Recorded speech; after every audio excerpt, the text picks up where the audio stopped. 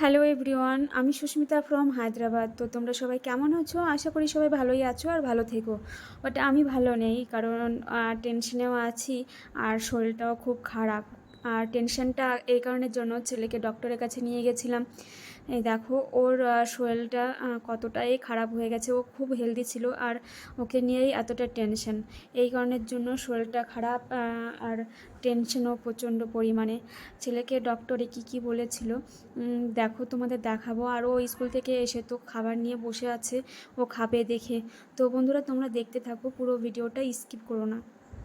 তো বন্ধুরা, এই হচ্ছে আমার ছেলের রিপোর্ট। আমার ছেলেকে ডক্টর দেখে কি বলেছিল সেটা তো তোমাদের পরে বলছি। তার আগে বলি, এই যে হোয়াটসঅ্যাপ নাম্বার, এইখানে যোগাযোগ করতে পারো।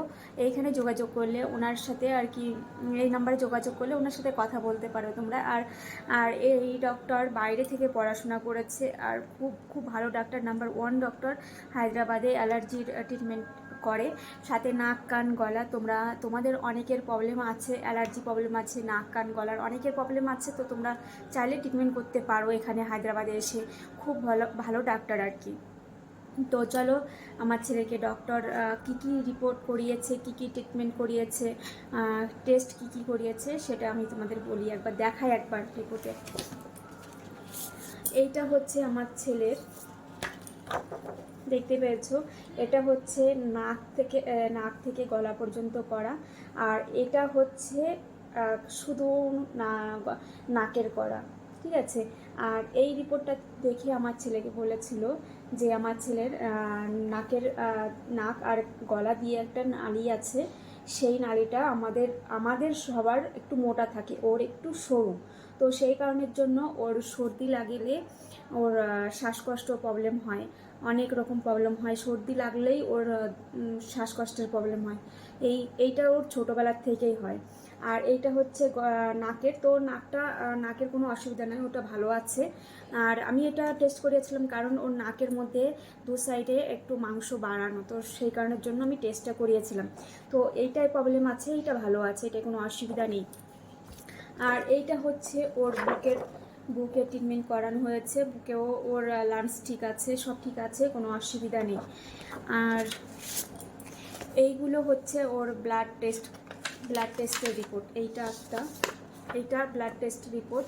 আর এটা হচ্ছে ওর প্রেসক্রিপশান, ওর সবগুলো ওষুধ দিয়েছে। এই যে এটাও এই 2 পাতা দিয়ে 2 পৃষ্ঠা দিয়ে ওষুধগুলো দিয়েছে। আর এইটা দিয়েছিল হচ্ছে ওর মুখের মধ্যে একটা পাইপ দিয়েছিল, যেটা আমরা এরকম উপর দিকে টানি আর নিচের দিকে যেমন না শ্বাস প্রশ্বাস নেই এমন করে আর কি করতে হয়। এইটা মুখে দিয়েছিল একটা মেশিন টাইপের, আমি ওটাকে কি বলে আমি অবশ্য জানি না। তো এটা দিয়েছিল।